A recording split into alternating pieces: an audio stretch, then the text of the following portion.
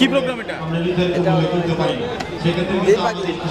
আমি জানি তারা আমাদের সাথে আমাদের এগুলো ভালো লাগে দেখতে। প্রোগ্রামে আসছি, একলে আসতে ভালো লাগে, তাই আসছি। আইসি সেলিম ভাই লোকে এলাকা এমনিতে আমরা ঘোরাফার করি। রিপাবলিক থেকে আসছি, শহীদ মিনারে মিটিং এ ভাড়া যারা আনছে তারা কিছু খাওয়ায় নাই। কিসের মিটিং এটা হচ্ছে? কারা করছে এটা? আজকে রন্ধ্রে রন্ধ্রে দুর্নীতি, গুম, কি কিসে আসছো? কি প্রোগ্রামে? কি প্রোগ্রাম এটা? আইসি আমরা 100-200 লোক আইসি।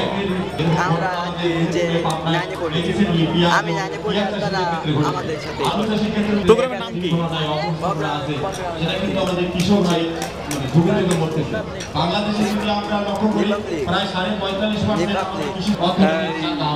Republican party Bangladesh Republican party আমাদের উপর থানা থেকে আমরা সেলিম প্রধানের পক্ষ থেকে আসছি। দেখতাম ভাইয়া, আমরা এগুলো আমাদের ভালো লাগে, আমরা নাতিরা বাসা থাকি, আমাদের এগুলো ভালো লাগে দেখতে। এমনি প্রোগ্রামে আসেননি? প্রোগ্রামে আসছি, কে নিয়ে এসছে আপনাদের? আমরা আসছি, একলে আসতে ভালো লাগে, তাই আসছি। এই যে শুনছি রাজপাশা মিটিং হইতেছে, মিটিং দেখতে লাগে আইসি সেলিম ভাই লোকে এলাকা এমনিতে আমরা ঘোরাফার করি। আমরা আসি তো নতুন ভাই, আচ্ছা। আমরা নামটা না দেখি আমরা আইসি ওই অনুষ্ঠানে যে আমরা ভাবতে পারি না। আইসি খুব ভালো লাগতেছে। আমরা রিপাবলিক থেকে আসছি, শহীদ মিনারে মিটিং এ আমাদের বাসা ভাড়া যারা আনছে তারা না কয় টাকা করে দিবে বলছে না, খরচ দিয়ে আসছি। আমরা গোলাপবাজার থেকে আসছি মিছিল মিটিং এ, এই মিটিং এ। আপনারা জানেন কিসের মিটিং এটা হচ্ছে? কারা করছে বাংলাদেশে এটা?